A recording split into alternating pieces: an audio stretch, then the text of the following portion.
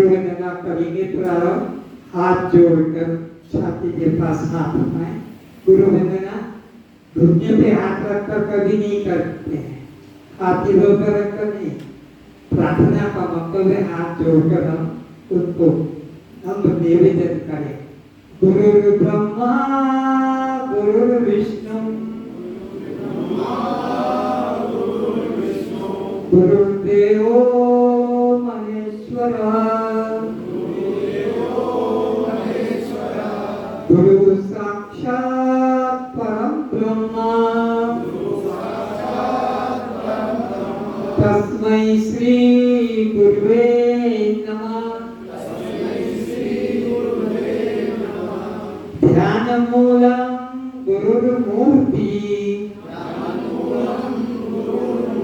पूजामूलं गुरुपदम् मंत्रमूलं गुरुर्वाक्यम् मोक्षमूलं गुरुकृपा मन्नाथ श्री जगन्नाथ मद्गुरुं श्री जगद्गुरुं मदात्मा सर्वभूतात्मा तस्मै श्री गुरुवे नमः। असतो मा सद्गमय तमसो मा ज्योतिर्गमय मृत्युर्मामृतं गमय।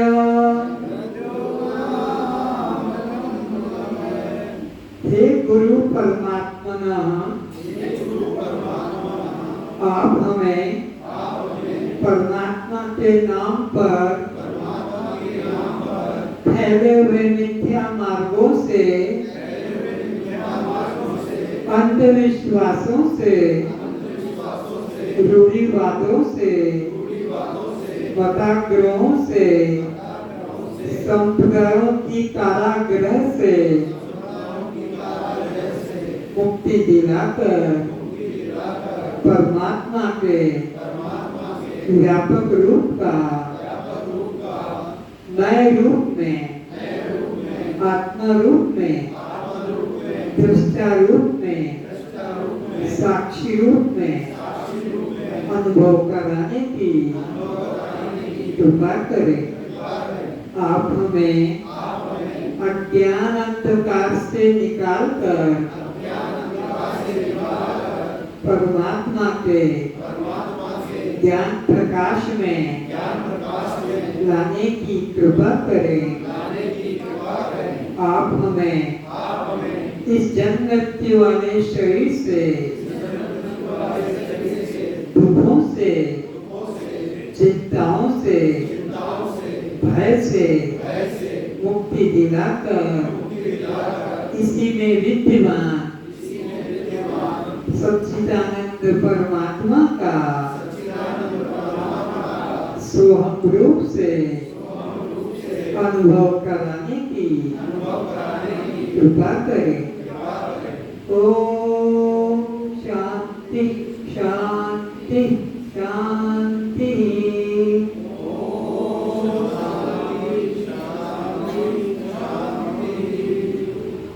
सभी अपने मंगल नेत्रों को खोलें। श्रोताओं के रूप में उपस्थित सभी परमात्मा प्रेमियों के चरणों में प्रणाम।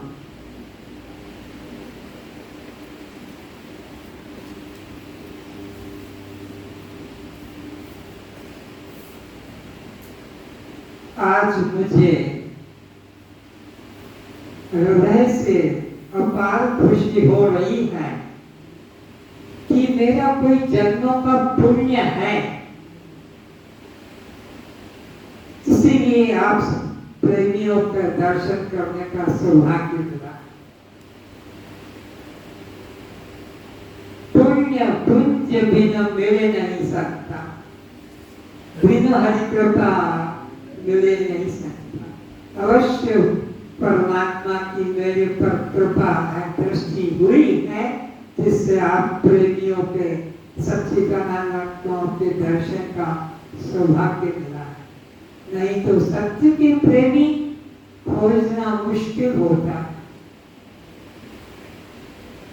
तो आज हम लोगों का इस अखंड ज्ञान शांति साधना शिविर का यह प्रथम दिन है।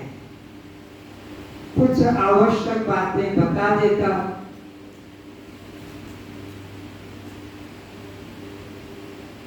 स्कूल में, कॉलेज में हम अपनी विद्या अध्ययन करने जाते हैं तो मन को एकाग्र रखते हैं। वहां बैठकर आपस में बातें नहीं करते, बल्कि जिनको बातें करने की आदत है एक दो जगह छोड़कर बैठ जाए, ताकि हम अपरिचित लोगों से बात न कर सकें। क्योंकि ये बहुत बीमारी है, सत्संग हो रहा है, बातें संसार की चलती रहती हैं। कोई यहाँ पर बैठकर स्वेटर नहीं बिनेंगे कि चलो टाइम है तो वहां बैठे बैठे अपना ये पूरा कर लेंगे, वहां बना लेंगे, गला बना, कोई प्रवृत्ति नहीं। हाथ में मेहंदी भी ना लगाएंगे, सत्संग न बैठते बैठते कोई डायरी मेंटेन नहीं करेंगे। यहाँ पर आपको परिभाषाओं का ज्ञान कराया जाएगा। जैसे हिंदी सीखना है, बंगाली सीखना है, अंग्रेजी सीखना है, तो पहले उसकी अल्फाबेट वर्णमाला सीखना पड़ती है। तो ब्रह्म ज्ञान की भी वर्णमाला है।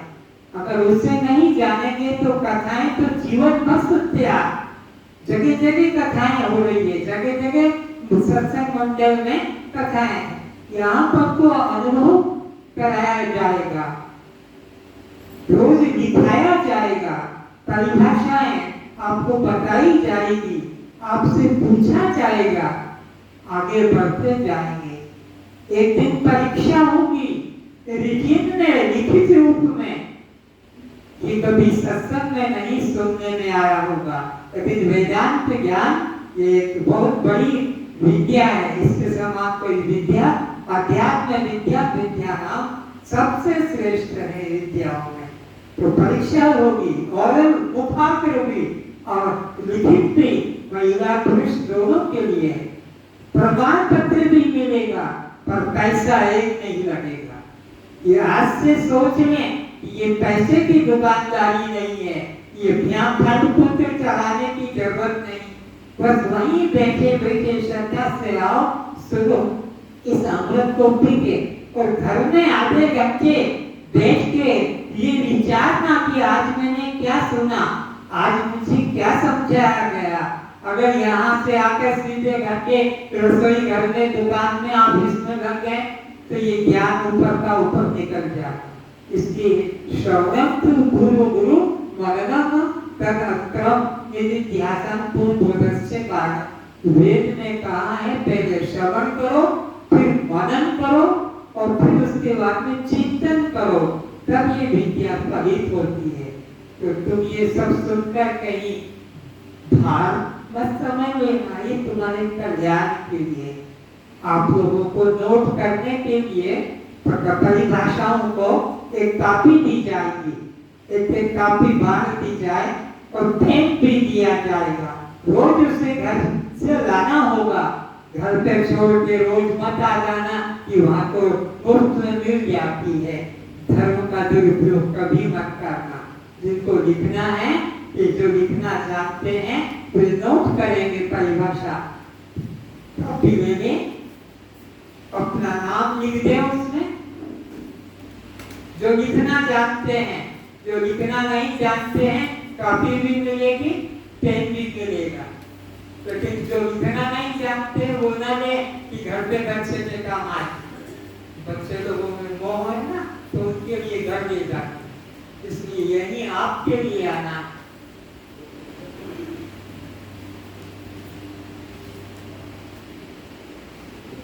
बीच बीच में आपके असली रूप का ज्ञान कराने के लिए कहूंगा, मेरा शब्द होगा कस्त्वम, तो तुम्हारा उत्तर निकलेगा दृष्टा साक्षी आत्मा। हम नोट कर लो, मैं रोज पूछूंगा, 50 बार पूछूंगा। यही असली ज्ञान है जो वेद में छुपा है, रामायण में छुपा है, गीता में छुपा है, भागवत में छुपा है, उपनिषदों में जो छुपा हुआ है उसको मैं यहाँ प्रकट करूंगा तत्वमसि के रूप में। तुम वही हो जिसे मंदिर में ढूंढते हो, जिसे तीर्थ में ढूंढते हो, जिसको ध्यान समाधि में ढूंढते हो, तुम ही हो। तो ये बात आप कागज में लिखो कि मैं दृष्टा साक्षी चैतन्य आत्मा हूँ। तस्त्वं दृष्टा साक्षी चैतन्य आत्मा हूँ।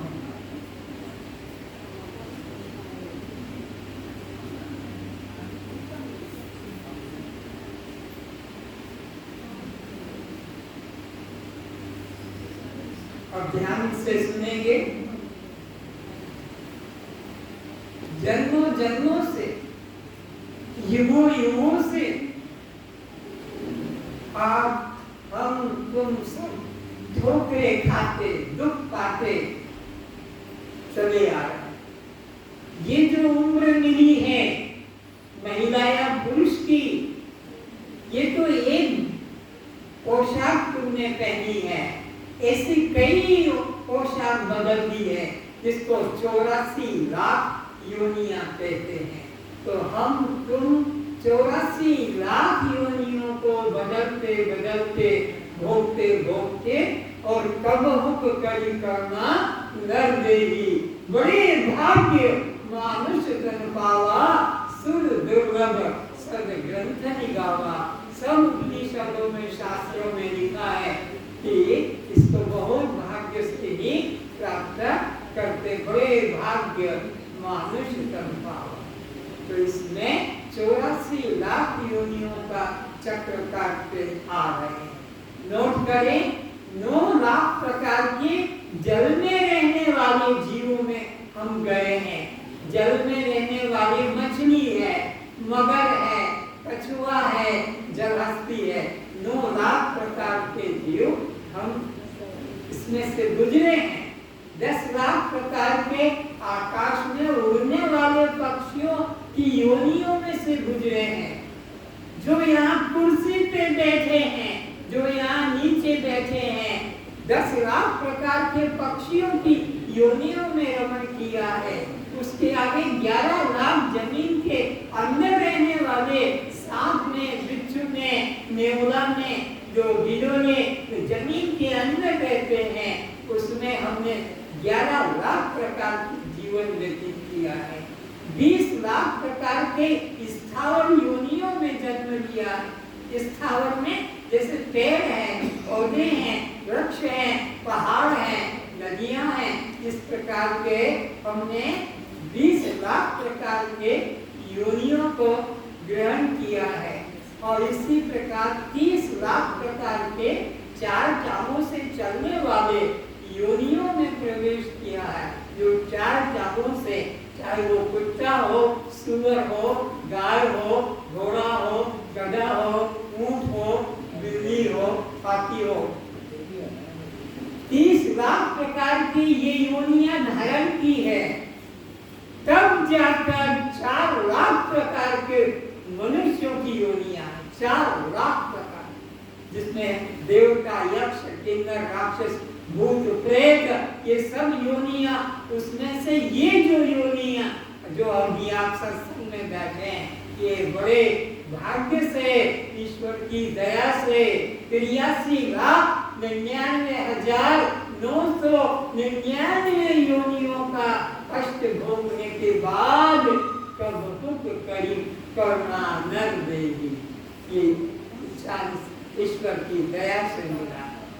तो ये किस लिए मिला है? साधन धाम मोक्ष कर द्वारा अपने दुखों से, 84 के बंधन से मुक्ति पाने के लिए, छूटने के लिए ये परमात्मा ने हमको मानव जीवन दिया है। मानव जीवन का उद्देश्य बच्चे पैदा करना नहीं, मानव जीवन का उद्देश्य धन कमाना नहीं, मानव जीवन का उद्देश्य जो है दुखी रहना नहीं, मानव जीवन का उद्देश्य निद्रा आलस में डूबना नहीं। आहार निद्रा भय मैथुन, 4 बातें, आहार निद्रा भय मैथुन, ये तो पशुओं के जीवन में है। कुत्ता भी आहार करता है, घोड़ा गधा भी आहार करता है और मनुष्य भी आहार करता है। तो क्या फर्क पड़ा? आहार की दृष्टि से पशु और मनुष्य समान है। पशु भी निद्रा करते हैं जब वे परिश्रम करके चलते फिरते थक जाते हैं। हम भी इसी प्रकार चलते फिरते काम करते थक जाते हैं, तो पशु भी निद्रा करते हैं और मनुष्य भी निद्रा करते हैं। क्या अंतर, क्या फर्क पड़ गया? निद्रा तो वो भी करते हैं, हम भी करते हैं।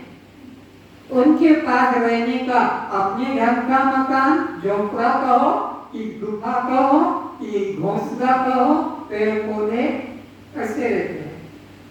वो जैसे बच्चे पैदा करते हैं, कुत्ते बिल्ली गधे घोड़े, हम भी तो बच्चे पैदा कर रहे हैं। अंतर क्या पड़ा कुत्ते के बच्चे पैदा करने में, सुअर के बच्चे पैदा करने में कि बिल्ली के बच्चे पैदा करने में और हमारे 12 बच्चे पैदा करने में? बराबर हो गए, एक जाति के हो गए। उनका शरीर अलग आकार का है, हमारा शरीर अलग आकार का, पर क्रिया तो दोनों में समान दिखाई पड़ती है। पशु भी भयभीत हैं, उनको भी सदा भय, बाघ को भी, सांप को भी, हाथी को भी, गाय घोड़े भय उनको भी है और यहाँ भय हमको भी है। राजा हो, मंत्री हो, सैनिक हो या व्यापारी हो कि डॉक्टर इंजीनियर हो कि कोई काम करने वाला कलाकार, खेती जाता, भय उनको भी है। तो हमने क्या देखा? 4 दृष्टिकोण से। कौन कौन से? आहार, निद्रा, भय और मैथुन। इस दृष्टि से अगर हम अपने को देख रहे हैं या चला रहे हैं तो पशु में और हम में कोई अंतर बोलो नहीं है। पशु में और हम में अंतर किस बात के लिए है? अब उससे सुनो। ज्ञानाम करणाम अधिकम विशेषो ज्ञाने नहीं ना पशु समाना। मनुष्य में क्या विशेषता है जिससे इसकी महिमा शास्त्रों में कही गई? तो वो ज्ञान की प्राप्ति। ज्ञाने नहीं ना, ज्ञान से रहित पशु के समान है। तो पशु को ज्ञान, वो बच्चे पैदा करने का ज्ञान तो पशु को भी है, भय से मुक्ति के लिए तो वो भी प्रस्तुत रहते हैं, निद्रा तो उनको भी है, आहार भी ढूंढते हैं। पर मनुष्य का जो ज्ञान ये सामान्य ज्ञान नहीं, ये विशेष ज्ञान है। ज्ञान 2 प्रकार का है, सामान्य ज्ञान और विशेष ज्ञान।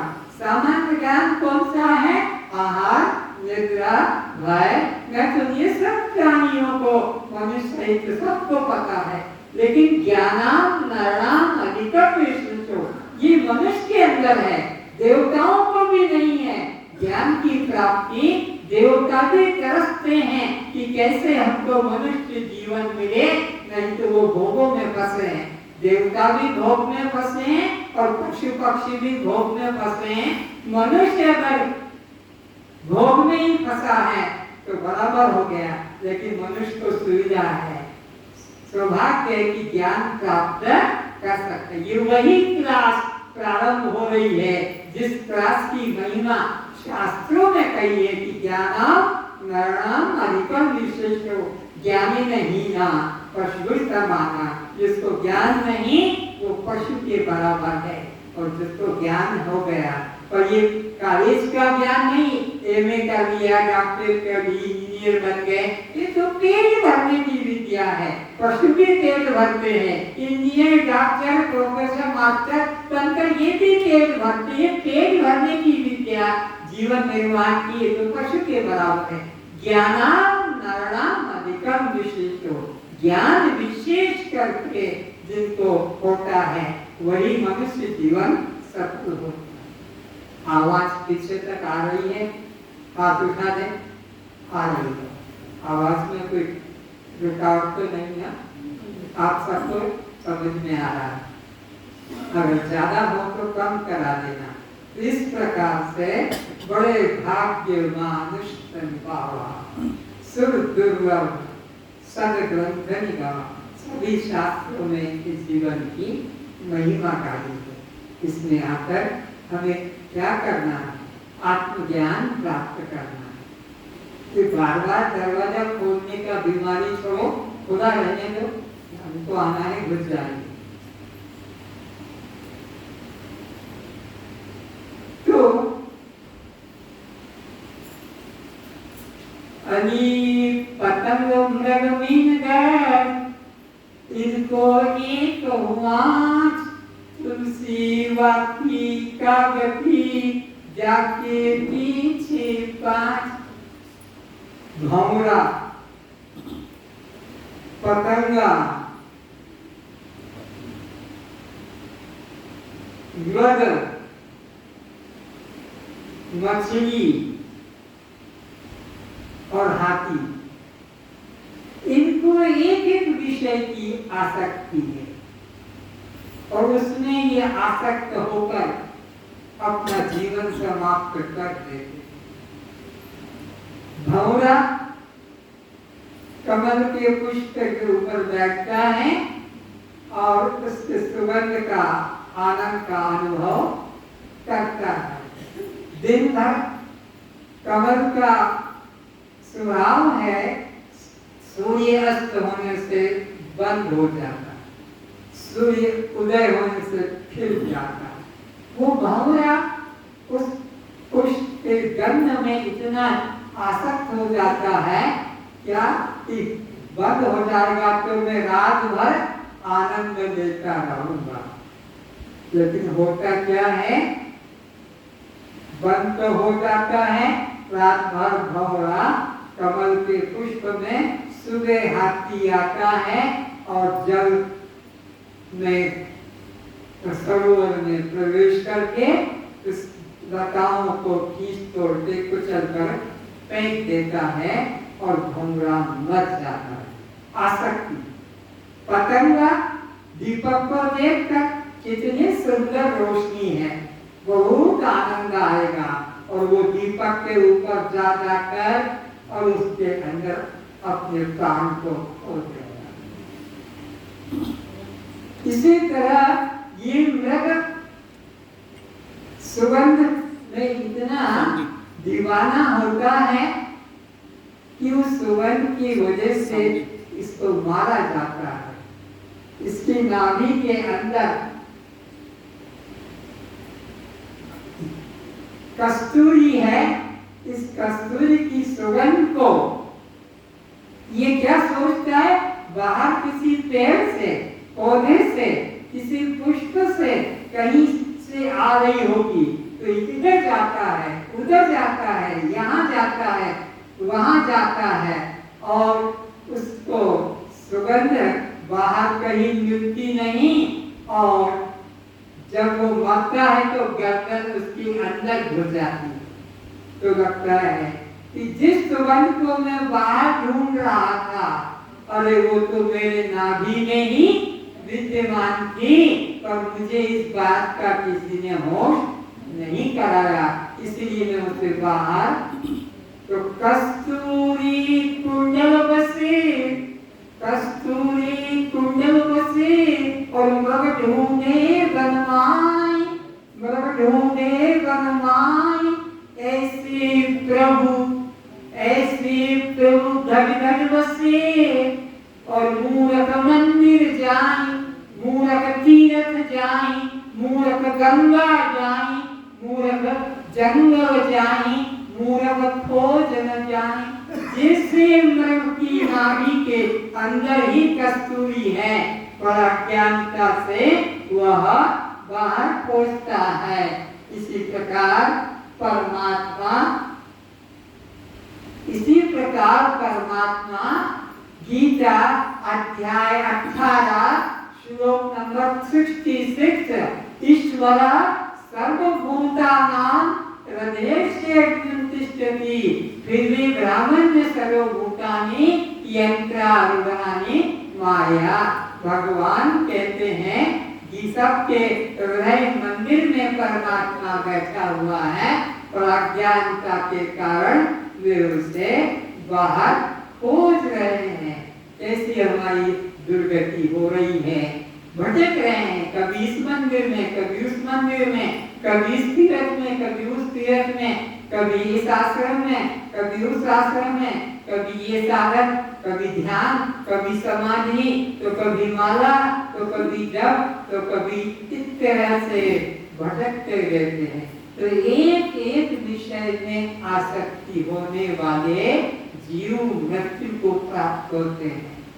पतंगा दीपक की रोशनी में मरता है, कमल का वो पुष्प भंवरा कमल के गंध में मरता है, मृग कस्तूरी के लिए मरता है, हाथी सेक्स संबंध के लिए मरता है, और यह मछली जीवा के रस में मरती है।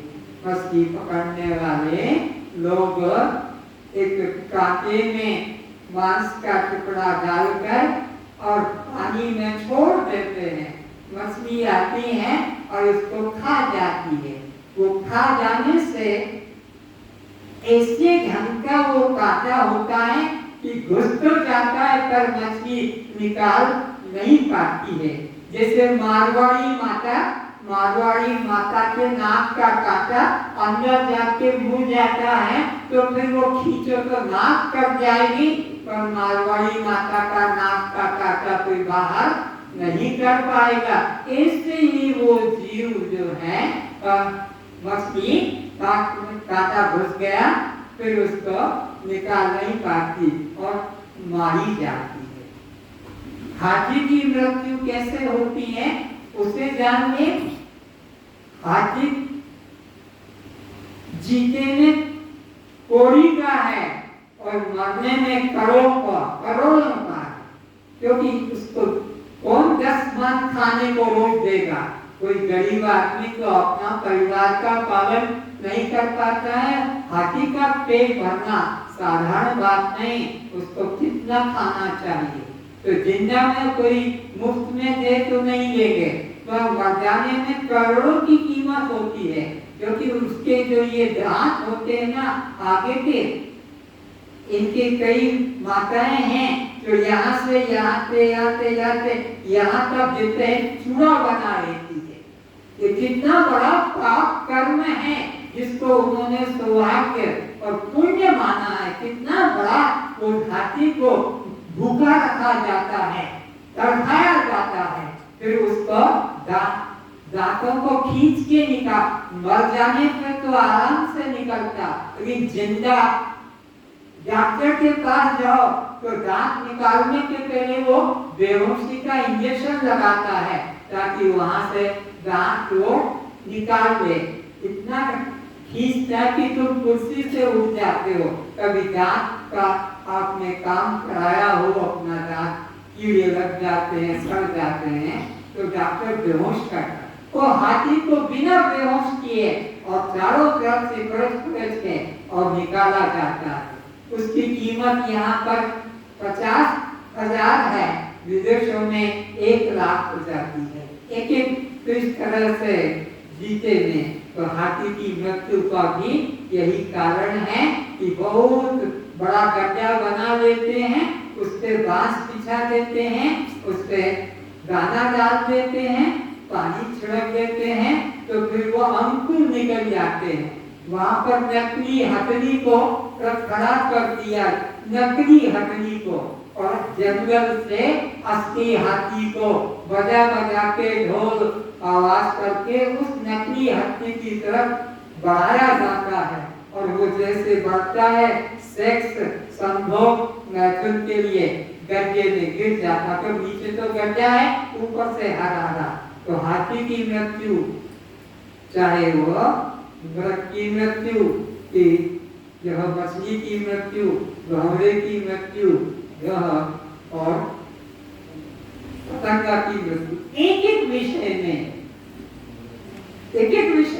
अब इधर विचारो, ये मनुष्य शब्द में आसक्त होकर जीवन समाप्त करता है, स्पर्श में आसक्त होकर उसका गला, उसका सौंदर्य, उसका रूप में आसक्त होकर, उसके रस में आसक्त होकर, उसके गंध में, और जीवन मृत्यु को है। तो जिनको एक विषय में आसक्ति थी वो तो मृत्यु को प्राप्त हो जाते हैं। उनकी क्या गति होगी जो यहाँ बैठे हैं और पांचों विषय नचा रहे हैं। ये लिपस्टिक चाहिए, ये सुरमा चाहिए, ये क्रीम चाहिए, ये पाउडर चाहिए, ये हाथ में चूड़ियां में, अब बड़े बड़े जैसे है वैसे चूड़ा बनाया जाता है, अंगुलियों में नए नए रंग के हीरे लगवा कर अंगुलियों को नए पॉलिश किया जा रहा है, पाँव में भी इसी प्रकार का। दुनिया देखे अपने में वेश्यावृत्ति पैदा कर ली है, देववृत्ति तो छूट गई और वेश्यावृत्ति को लोग मेरी तरफ से ये चोटियों को बना के झटका मार के इधर भी आएंगे, इधर भी आएंगे, वो तो पीछे है लेकिन वो झटका मार के बार बार गर्दन घुमा के आगे, ताकि दुनिया देखे। क्या तुम्हारे बालों के लिए लोग पागल हैं? कोई इतना टोपा बना के बाल देते हैं, किस लिए? लोग देखें कि हम कैसे सुंदर हैं। इसलिए हमारे में वेश्यावृत्ति आ गई है। वेश्या का यही उद्देश्य होता है, वो बाहर कुर्सी पर बैठ जाएगी घर के कि आते जाते लोग मुझे देखते रहें और मेरे पास आते रहे।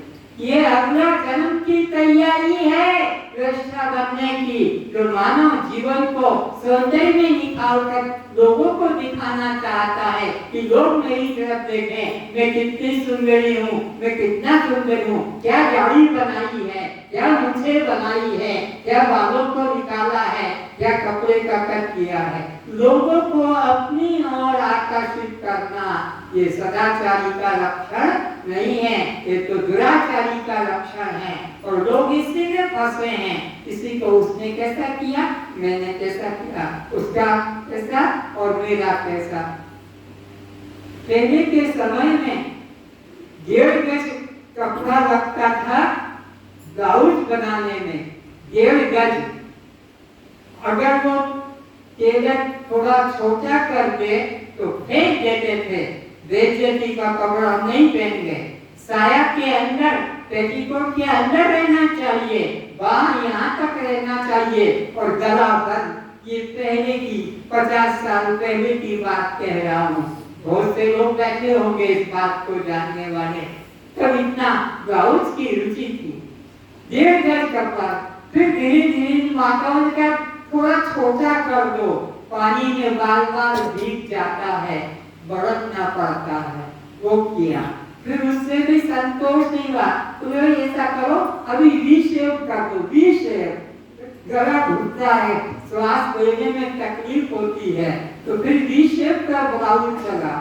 फिर उसमें भी सुख नहीं मिला तो कहो टेलर मास्टर आधी बाहों का कर दो, आधी बाहों का ब्लाउज बनने लगा। फिर उसमें भी देखा कि सुख नहीं है तो कहो टेलर मास्टर थोड़ा ऊपर भी करो, नाभि भी दिखना चाहिए। अगर नाभि न दिखेगी तो क्या ब्लाउज बनाया, तो नाभि भी दिखने लगी, फिर भी चैन नहीं आया। वो टेलर मास्टर अब शोल्डर लेस कर दो, दोनों बाहें निकाल कर फेंक दो, पहलवान की तरह दोनों बाहें निकाल कर फेंक दिया। फिर सुख नहीं मिला तो पीछे एक बटन और नीचे एक बटन, बीच में चलता मामा, एयर कंडीशन, बस एक बटन ऊपर एक नीचे। अभी लड़कों की इतनी हिम्मत नहीं है, अभी पुरुषों की इतनी हिम्मत नहीं है कि पीठ खुली करके चले। कोई भी जवान लड़का हो कि बड़ा हो, पीठ खुली करके पूरा बनियान होगी, शर्ट होगा, पतली होगी, लेकिन इन देवियों का ऊपर से लेके नीचे तक में उसने ऊपर का बटन ही गायब करवा दिया। बस अर्ध चंद्रमा ऊपर की एयर कंडीशन, ऊपर बटन को भी हटा दिया। ऐसा ये वेश है ये वेश्यावृत्ति का देश है। लोग हमारे चमड़े को, हमारे रंग को, हमारी फैशन को देखकर भगवान की ऐसी की तैसी कर दी, जगत वालों को ही अपना यार दोस्त बना दिया जीवन का लक्ष्य। इस तरह से उन्होंने कर दिया। अभी लड़के लोग इतना आगे नहीं बढ़े हैं, उनकी अवस्था अलग है। और अब ये अवस्था से बताया कि मनुष्य किस तरह से नीचे गिरता जा रहा। और अब पुरुष वर्ग की बात थोड़ी कर लें, क्योंकि ये तरफ का बोझा ज्यादा हो जाता है, इस तरफ हल्का पकड़ा जाता है। तो पुरुष जब अपने आप में होते हैं तो इनका क्या होता है,